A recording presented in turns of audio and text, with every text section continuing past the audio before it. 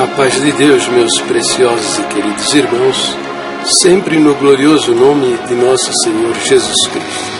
Então, o nosso querido irmão Basimar Gomes, ele escreveu lá no Facebook: sempre entendi que a Bíblia contém a palavra de Deus, porém cremos em toda ela, ao contrário de vocês que desprezam grande parte dos seus ensinos. Não, Basimar, seja bem sincero, né? Você e o ministério e a grande parte da Irmandade não crê na palavra de Deus. Tá? O que vocês fazem é o seguinte: pega uma panela, né? Aqui, ó, bota aqui dentro os versinhos da Bíblia, mexe, mistura bem e tira alguma coisa aí, como mensagem, né?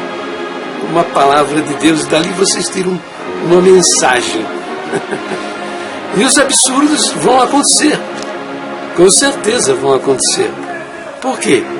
Porque é evidente, né? Se você não presta atenção no contexto, o que o contexto está dizendo, os absurdos vão acontecer. Por exemplo, pega um versinho lá de 1 João capítulo 3, verso 9, que diz assim, que qualquer que é nascido de Deus não comete pecado, porque a sua semente permanece nele e não pode pecar, porque é nascido de Deus. Tá? Então, aí faz uma doutrina. Né? Um idiota, um louco, um maluco, né? Sobe na tribuna, saca esse versinho do seu contexto e apresenta como doutrina. E põe a nação inteirinha para blasfemar. Eles estão todos blasfemando do nome de Deus.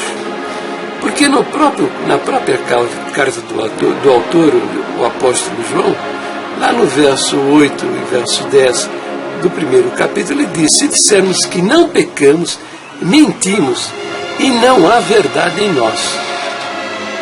E o verso 10 ainda diz mais: se dissermos que não pecamos, fazemo-lo. Esse Elió quer dizer, fazemos o próprio Deus de mentiroso, e a sua palavra não está em nós.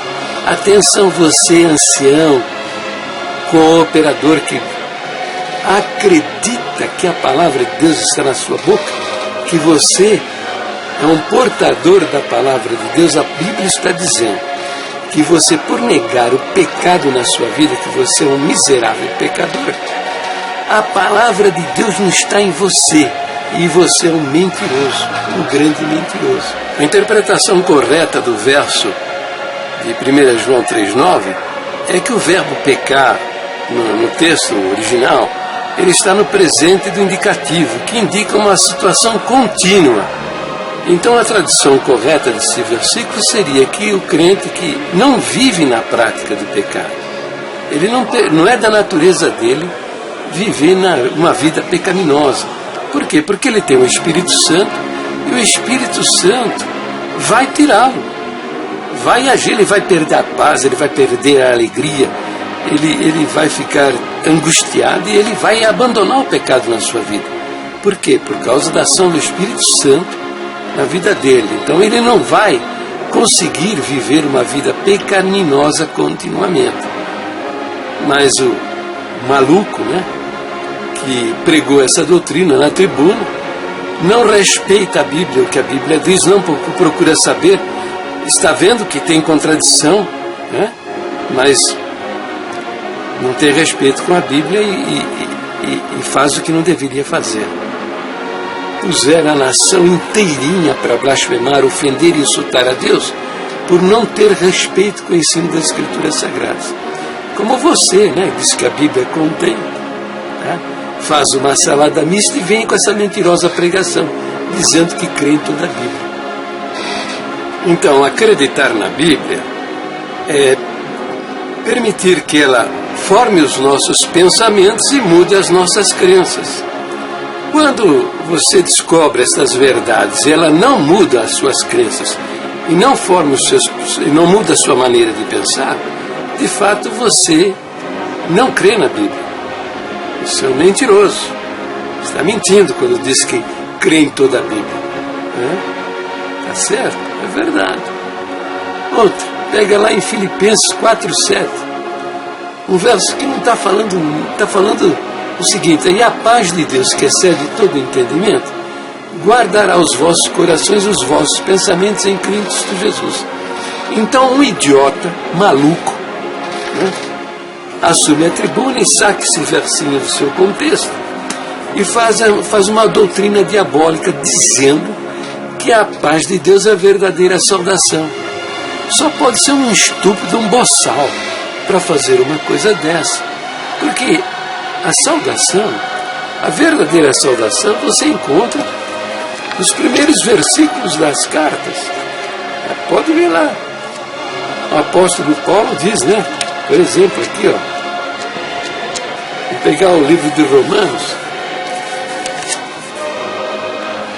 Ele diz aqui, ó.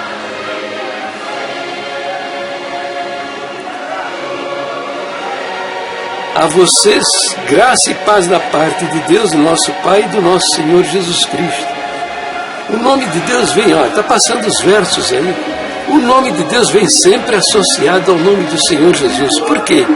Porque os homens mataram, queimaram em praça pública, estupraram.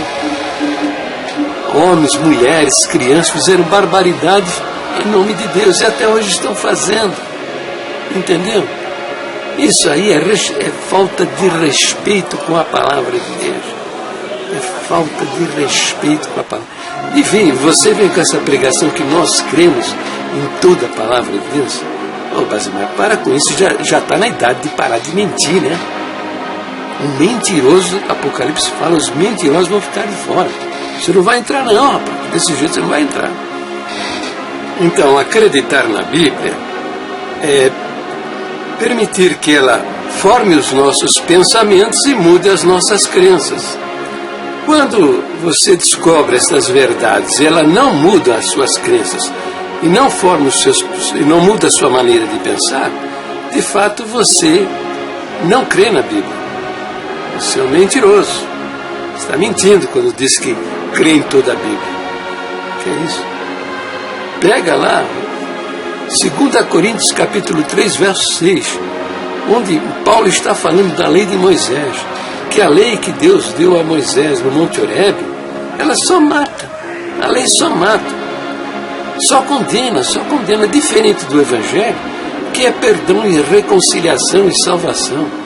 Então o verso de 2 Coríntios 3,6 diz: o qual nos fez também capazes de ser ministros de um novo testamento, não da letra, mas do Espírito, porque a letra mata e o Espírito vivifica. Então um maluco, um filho do inferno, para fazer isso com a palavra de Deus, é um falso profeta mentiroso. Abre, lê isso na tribuna e saca esse versículo do seu contexto e diz que a Bíblia mata. A Bíblia é a letra que mata e que a palavra de Deus está na boca deles. Filhos do inferno mentirosos. E você vem dizer que é. Pois cremos em toda ela, ao contrário de vocês que desprezam grande parte dos seus ensinos. Outra, quer mais? Aqui tem mais. Essa eu não sei de onde foi que vocês tiraram, né?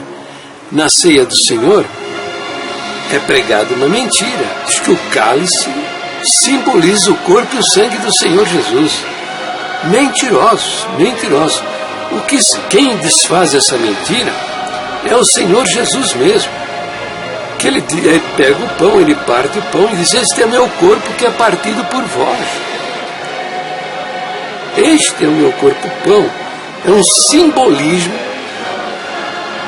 do sacrifício do Senhor na cruz. Este é o meu corpo que é partido por vós. Isso é uma figura de linguagem. Pergunta para qualquer professor de português. Uma figura de linguagem. Simples assim. E também, o que simboliza o sangue do Senhor Jesus não é o cálice, é o vinho. Por razões de fácil entendimento, né?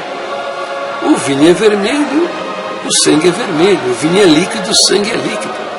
E o Senhor diz que para bebermos dele todos, não é para bebermos nele, é para bebermos dele. Quer dizer, o conteúdo do cálice.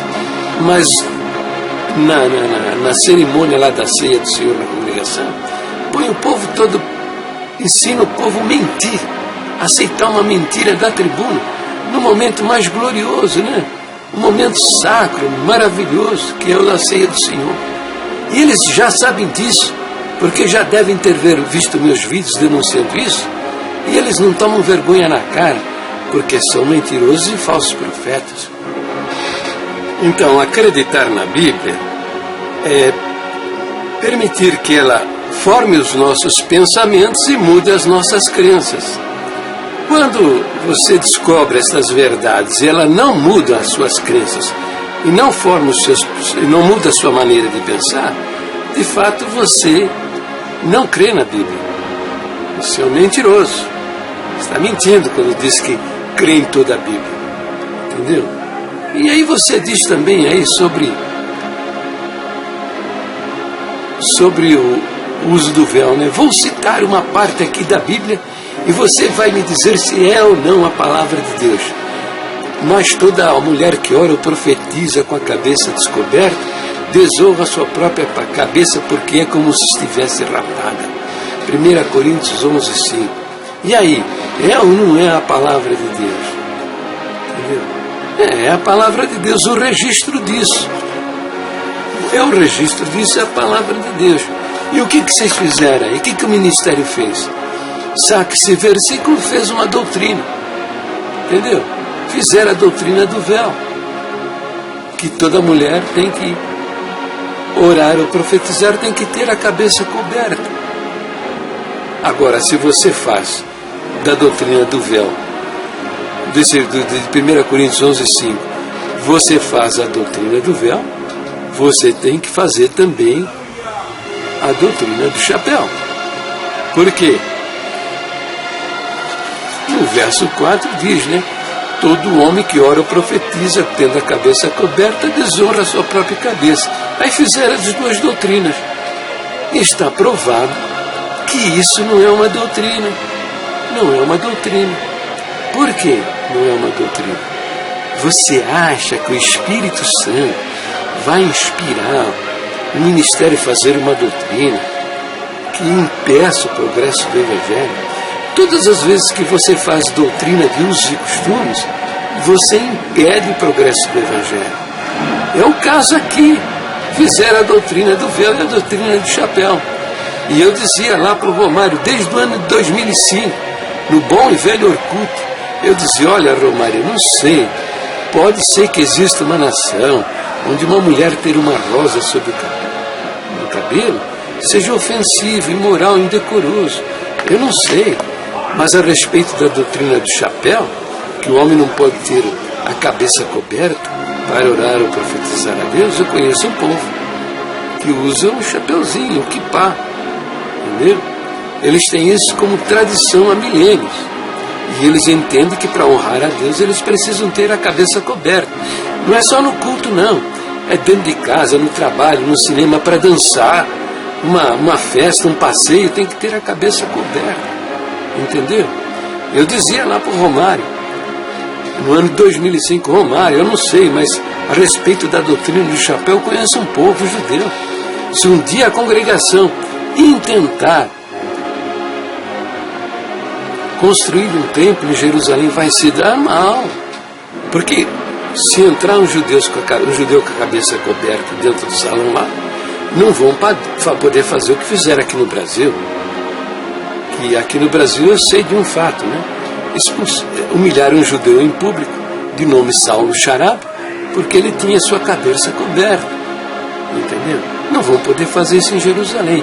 E eu não sabia, mas essas coisas já estavam acontecendo.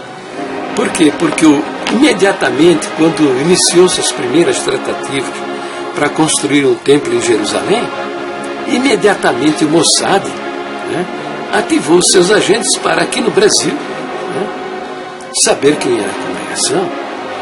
E conhecemos o caso de Saulo Charab, que não sei se ele é agente do Mossad, ou se ele foi um informante, ou se um agente Mossad tomou conhecimento do que aconteceu com ele. Provavelmente aconteceu com vários agentes, porque eles devem ter ido aos cultos da congregação para saber conhecer a congregação e foram humilhados, ou em público, ou expulsos até. E o que ele fez? Ele meteu lá no relatório dele, né? Aqui, chefe, eu fui assistir um culto nessa igreja por causa do que me expulsaram dentro da igreja. Que eu disse para ele que era da minha tradição, da minha cultura, que eu entendo que para honrar a Deus eu preciso ter a minha cabeça coberta. E ele não quis saber, não, me expulsou da igreja, dentro da igreja, no templo lá. Me expulsou, me humilhou em público. Botou isso lá no relatório. Isso chegou lá na mão do chefe do Mossad, que é um general. Ele leu e falou, esse pessoal vai vir aqui com essa doutrina diabólica, ensinar o nosso povo a ofender, insultar a Deus, com a cabeça descoberta. Quando esse pessoal chegar aqui, eu quero que vocês me avisem, que eu vou mostrar para ele que nós somos servos de Deus e que não aceitamos essas coisas aí e tal. E não deu outro. Não deu outro.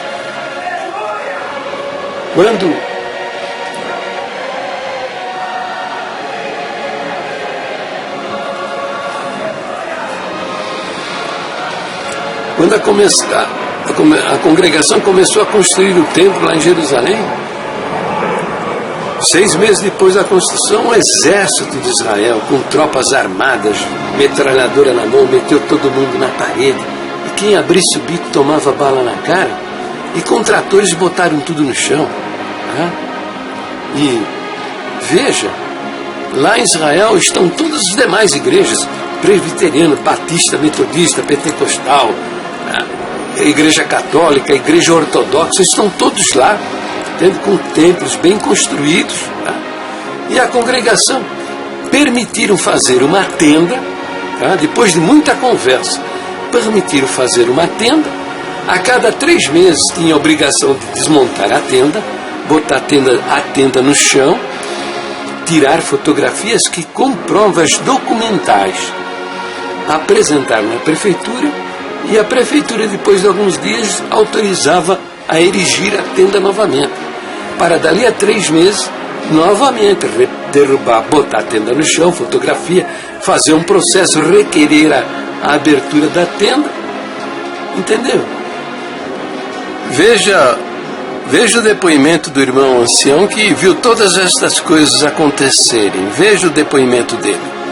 Irmãos, esta avenida aqui, você descendo à direita, mais ou menos 4, 5 farol, vira à esquerda, nós temos um terreno mais ou menos lá embaixo, lugar bem, muito bom, que é da congregação cristã do Brasil. Temos 1.173 metros quadrados pago. E foi aí que foi dado início à construção. Depois demoliram toda e nos deixaram alugar a tenda. Só que a tenda eles queriam que ficava 3 meses desmontasse, tirasse foto da tenda desmontada e levar para a prefeitura para depois montar de novo, de 3 em 3 meses. Nós ficamos 9 meses na tenda. Depois, no lugar da tenda, de jeito nenhum. Nós montamos a tenda, o terreno caiu e alugamos uma casa lá da cidade dela. Então ele chama o bairro Beto Sapato. Beto Sapato. Beto Sapato. Descendo por aqui também chega lá embaixo. No meio das casas, lá um lugar bom, homem, e não tiveram permissão de construção.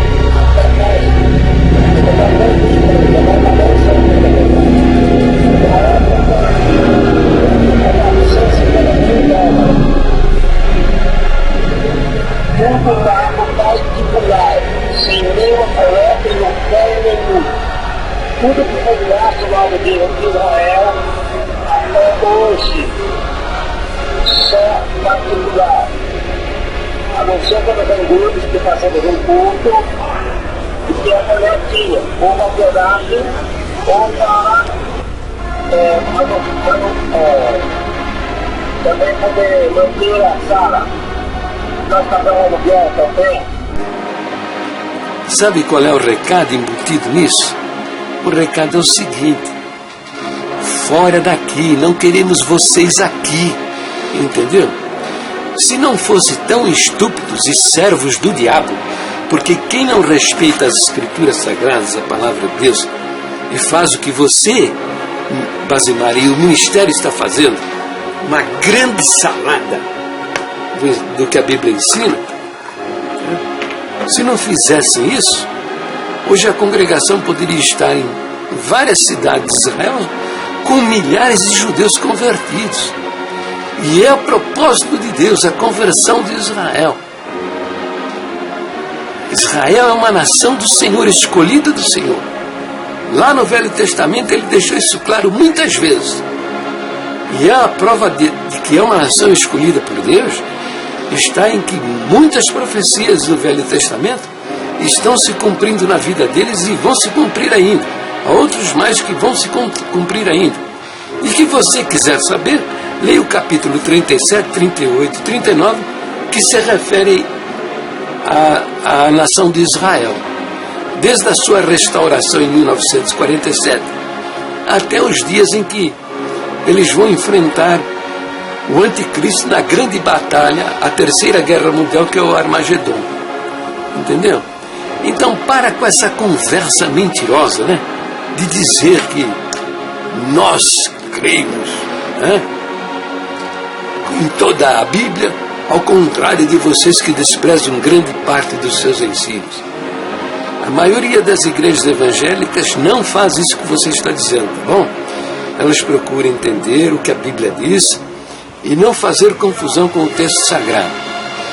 Bom, meus queridos irmãos, vocês estão vendo meus vídeos, estão vendo que eu estou falando a verdade. Então me ajuda aí, tá? Divulgue os meus vídeos nas comunidades, né, no Facebook, no Twitter, lá no Google+, no Instagram, nos sites da Irmandade. Publique meus vídeos, compartilhe, né? Para que a nossa querida Irmandade saia do engano religioso, da mentira diabólica destes homens e conheça o Evangelho da salvação de nosso Senhor Jesus Cristo e salvem as suas almas. Fiquem todos na santa paz de Deus, sempre no precioso nome do Senhor Jesus. Um beijo em vossos corações.